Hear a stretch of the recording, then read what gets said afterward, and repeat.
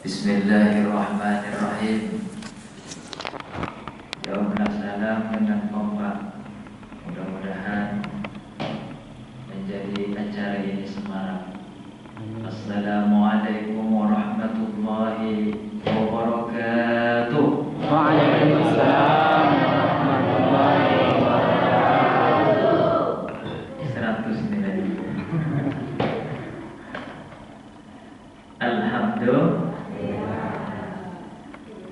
Alhamdulillahi rabbil alamin. Adada khalqihi wa ridha nafsihi wa zinata arshihi wa midada kalimatihi. Ashhadu an la ilaha illallah wahdahu la syarika lah wa ashhadu anna Muhammadan abduhu wa rasuluhu sallallahu alaihi wasallam la nabiyya ba'dah. Ibu bapak jemaah musalla Al-Furqan, perumahan apa? Bumi Istiqlal 3, saya tadi dikasih tahu oleh Al-Ustaz Azmi, tolong isi di musalla Al-Furqan. Pokoknya masuk dari tanggal zaman mentok ada sampai nanti. Saya kalau bukan baru alhamdulillah masih ingat-ingat ya Bu ya. Apalagi dulu tahun 99 saya sempat sekolah di MTS ini juga kan. Artinya kalau ditunjuk di mana insyaallah masih ada. Wah, ini di sini tempatnya walaupun belum pernah. Alhamdulillahirabbil alamin, kita syukuri nikmat Allah sampai malam ke-25. Tak terasa Allah telah menjadikan kita tetap bisa beribadah. Mudah-mudahan di 10 malam terakhir ini menjadi amal ibadah dengan ditambahnya Lailatul Qadar ke dalam diri kita masing-masing. Amin ya rabbal alamin. Ibu bapak hadirin yang dimuliakan Allah, kita diingatkan kalau malam-malam terakhir ini ada 3 hal. Pertama, kita diingatkan Lailatul Qadar. Jelas di malam-malam ganjil. Kayak malam ini kan ganjil nih. Kedua, kita diingatkan iktikaf. Ya Pak ya, Bu. Di 10 puasa akhir. Iktikaf itu pun boleh 10 hari, boleh hanya beberapa hari yang sanggup, ataupun boleh iktikafnya dari maghrib sampai isya saja. Tergantung niat dan kesanggupan seorang muslim dalam menjalani iktikaf tersebut. Asal tidak melanggar aturan-aturan yang ada di dalam iktikaf. Yang ketiga, kita diperintahkan Allah adalah membayar zakat fitrah. Pada hakikatnya zakat ini adalah juga sama dengan sedekah. Makanya di dalam Al-Qur'an dikatakan a'udzubillahi minasyaitonir rajim, khudz min amwalihim shadaqah. Ambillah. Ini di dalam hadis. Kalau di dalam Al-Qur'an a'udzubillahi minasyaitonir rajim, innamas shadaqatu lil fuqara wal masakin. Sesungguhnya sedekah ini untuk fakir, miskin, sampai yang 8 asnafnya tadi. Berbicara tentang sedekah, Bapak Ibu hadirin yang dimuliakan Allah, sedekah itu terbagi 2 sebenarnya. Pertama, sedekah namanya tatawwu. Kedua, sedekah wajib. Sedekah tatawwu itu dinamakan dengan sedekah yang hukumnya sunnah. Yang mana itu Pak Ustaz? Infak jalan, atau sedekah kita memberi makan orang buka, atau sedekah kita kepada peminta-minta, atau mentraktir teman. Ini semua dalam kategori lingkup pemberian dinamakan sedekah. Kita pun sudah mengerti ini insyaallah. Sedekah ini kategori sedekah tatawwu. Sedekah wajib itulah tadi yang diwajibkan di bulan Ramadan, ialah dinamakan dengan zakat. Artinya zakat sama dengan sedekah wajib. Nah, itu dia yang perlu kita ketahui. Selain zakat fitrah, apalagi yang kita diwajibkan? Membayar zakat harta. Tapi kalau tahun ini nggak ada zakat mall kayaknya, Pak. Karena mall udah pada tutup sebelum Ramadan. Saya termasuk juga panitia menzakat Pak Imam di tempat saya. Saya kebetulan tinggal bersama orang tua di Puncak Limban, daerah Desa Pandau Jaya, lewat dari rumah sakit Mesra sedikit. Nah, itu nggak jauh dari pasar Jatinur lah, kata orang, pasar Syariah Madani. Tapi kami sudah cepat mulai buka, karena kami tahu supaya orang-orang atau masyarakat di sekitar masjid tidak membayarnya di akhir-akhir. Kalau di sini ada panitia berzakat? Ada atau gabung sama masjid? Sudah ada. Kami juga mulai buka panitia amil zakat itu mulai 13 Ramadan. Tapi lebih hebatan di sini. Sini ada tausiah atau santapan rohani Ramadannya, tempat kami langsung tarawih saja. Jadi tidak ada tiap malam itu ceramah seperti biasanya. Ini pun saya Pak Bu, ini saya perdana ini.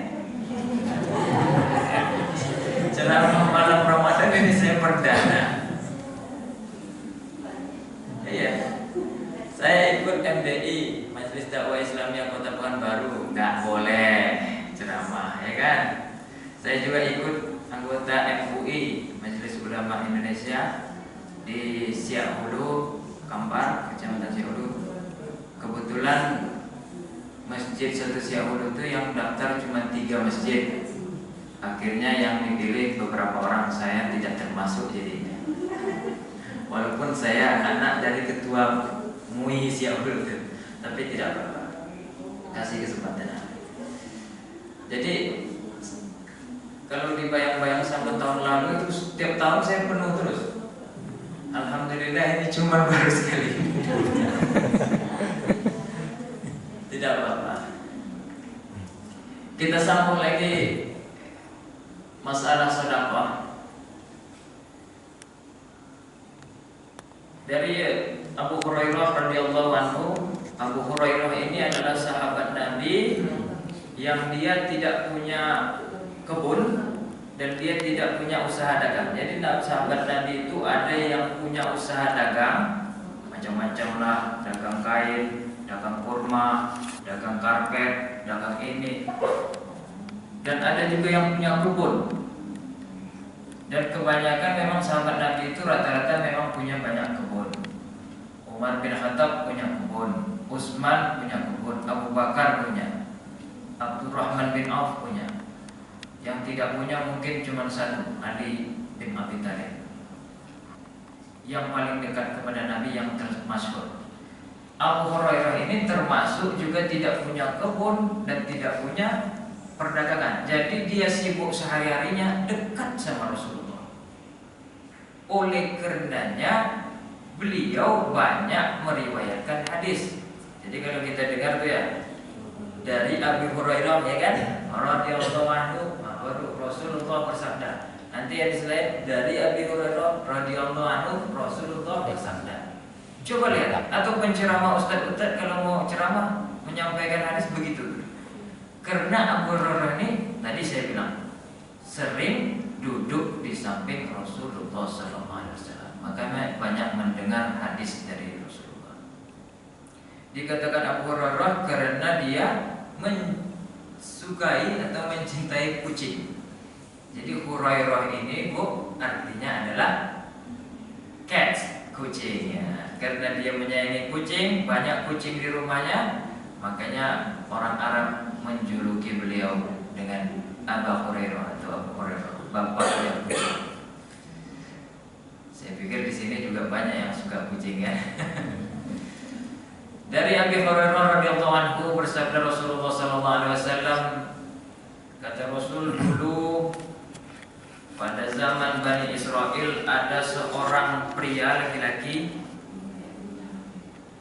Laki-laki ini ingin bersedekah secara diam-diam. Lalu beliau bersedekah malam hari, karena diam-diam itu malam hari supaya orang nggak tahu. Sedekah ini kan ada sirron, ada alaniyah. Sirron kita sedekah supaya nggak ada yang tahu. Alaniyah sedekah tertulis di papan musola masjid ataupun daftar donatur. Ini nampak sama orang. Boleh. Sebagai apa? Sebagai motivasi. Sirron tidak kelihatan. Tiba-tiba misalnya kita taruh di panti asuhan ada kue 3 bungkus, diam-diam langsung kabur saja kita, nggak mau. Siapa yang ngasih nggak mau kita diketahui orang. Ini sirron. Laki-laki ini orang Israel. Dia bersedekah juga diam-diam malam hari. Lalu dikasihnya sedekah, diterima oleh seorang pria. Akhirnya besok paginya masyarakat tahu juga. Ternyata yang diberi sedekahnya itu adalah seorang perampok. Maling tuh orang yang namanya malam-malam biasanya kan maling. Ketemu apa dia? Dikasihnya sedekah, ya diterima aja, orang mau maling kok. Apalagi dia mau ngasih uang kan. Lalu dia bilang, aduh saya salah ngasih orang ini. Tetap juga dia bersyukur kepada Allah. Alhamdulillah, segala puji bagi Allah. Dia bertekad malam besoknya, saya harus nggak ketahuan orang. Bersedekah lagi. Si Bani Israel ini, orang Israel ini sedekah. Akhirnya nampak perempuan lewat. Perempuan lewat malam-malam. Nah ini kayaknya bukan maling, karena biasanya maling itu bukan perempuan. Yang maling itu biasanya laki. Dalam Al-Quran juga dikatakan kenapa laki? Ya memang ada juga perempuan yang maling. Makanya dikatakan Pak Bu, kita perhatikan Al-Quran itu ayatnya as-sariqu was-sariqatu, ya kan? As-sariqu maling laki-laki, was-sariqatu maling perempuan. Ini kenapa didahulukan maling laki-laki? Karena biasanya yang mencuri itu adalah yang punya tenaga, atau seorang atau beberapa orang laki-laki. Beda kalau ayatnya zina. Ayatnya zina kebalikannya, az-zaniyatu waz-zani. Perempuan yang berzina dan laki-laki yang berzina. Al-Quran mengatakan itu karena tahu beginilah masyarakat pada umumnya di dunia. Yang maling kebanyakan laki-laki. Tapi kalau yang zina, wa na'udzubillah, ibu-ibu di sini kebanyakan adalah penduduk kaum hawa. Itu Al-Quran sendiri sudah tahu. Lalu dikasihlah kepada orang wanita ini. Kemudian besok paginya rupanya masyarakat tahu juga. Ditertawakanlah itu orang. Rupanya perempuan itu adalah juga seorang wanita kupu-kupu malam. Orang dia lewat dapat sedekah, ya syukurlah kan. Tapi alhamdulillah dia tetap bersyukur kepada Allah. Nah, ini orang ciri orang yang baik. Ciri orang yang baik itu dia tak pernah kesal, tapi tetap didahulukannya nama Allah. Alhamdulillah, segala puji bagi Allah. Ini yang terbaik mungkin ya Allah. Saya tidak tahu, saya kasihlah kepada perempuan yang buruk. Ketiga, dia tekad nih ketiga.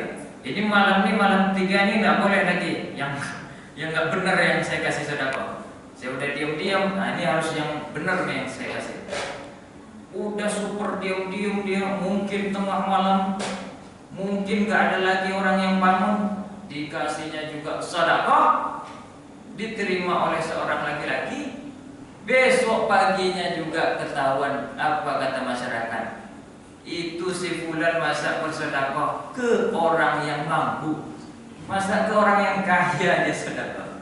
Jadi yang pertama dia sedekah ke perampok, kedua dia sedekah ke wanita, penzina, ketiga dia sedekah ke orang kaya, salah kasih. Tetap juga bersyukur si Bani Israel ini. Bagimu ya Allah segala puji, saya tak tahu dia orang kaya. Saya lihat dia yang nampak oleh saya kasih rupanya dia orang kaya. Lebih kaya pula daripada saya. Esokan malam berikutnya dia tertidurlah Pak. Tertidurlah Bani Israel ini, mimpilah dia bahwasanya Allah Subhanahu wa taala menerima sedekahnya. Kenapa? Pertama, ini dengar, ini pelajaran untuk kita. Pertama, dia bersedekah ke perampok karena seorang maling itu adalah orang yang maling gara-gara dia miskin. Ibarat zaman sekarang lah, PSBB, jualan udah susah, anak mau minum susu, ini semua akhirnya maling lah kan, karena terpaksa, miskin dia perampok. Nih orang pertama. Orang kedua, wanita. Kenapa dia berbuat zina? Juga karena kemiskinannya. Miskin juga wanita. Yang ketiga ini beda. Orang kaya, kenapa dia dapat sedekah? Segala sesuatu ini kan sebetulnya karena takdir Allah. Kita tidak bisa bilang, saya salah buat nih, salah saya pendapat ini. Jangan begitu. Kita nggak tahu hikmah pelajaran berikutnya. Seperti kayak gini kan, situasi kayak gini, kita nggak tahu kenapa terjadi begini. Kita kan nggak tahu hikmahnya Pak ya Bu. Ada hikmah dari segala sesuatu. Orang kaya yang mendapat sedekah itu ternyata orang yang tidak pernah sedekah. Karena dia dapat sedekah, lalu dia mikir, saya sendiri nggak pernah sedekah, saya lebih kaya daripada dia. Terbukalah hatinya, alhamdulillah. Semenjak itu dia mulai sedekah. Yang perampok maling pertama dia dapat sedekah, semenjak itu dia tidak maling lagi. Wanita pezina yang karena kemiskinannya dapat sedekah, semenjak itu dia bertaubat. Yang orang kaya tadi dia tidak pernah sedekah, dapat pula dia sedekah. Mulai itu dia sedekah. Allah telah terima sedekahnya Bani Israel tadi, walaupun misalnya masyarakat telah menertawakan. Ini yang harus kita petik pelajaran, bahwasanya di dalam berbuat baik itu tidak boleh ada penyesalan. Ya, walaupun misalnya itu kadang-kadang tidak sesuai dengan pikiran kita atau pikiran kebanyakan orang. Namanya kebaikan tetap dinilai Allah kebaikan. Yang tidak baik adalah cuman hanya bicara tapi tidak berbuat. Inilah yang bisa saya sampaikan. Mudah-mudahan kita sama-sama bisa sampai tarawih terakhir. Kemudian kita juga mungkin bisa juga sholat Idul Fitri nanti bersama-sama. Kemudian Allah berikan hikmah yang terbaik bagi kita dengan adanya musibah bencana pandemi corona kita ini. Wabillahi taufiq wal hidayah. Wassalamualaikum warahmatullahi wabarakatuh. Waalaikumsalam warahmatullahi wabarakatuh.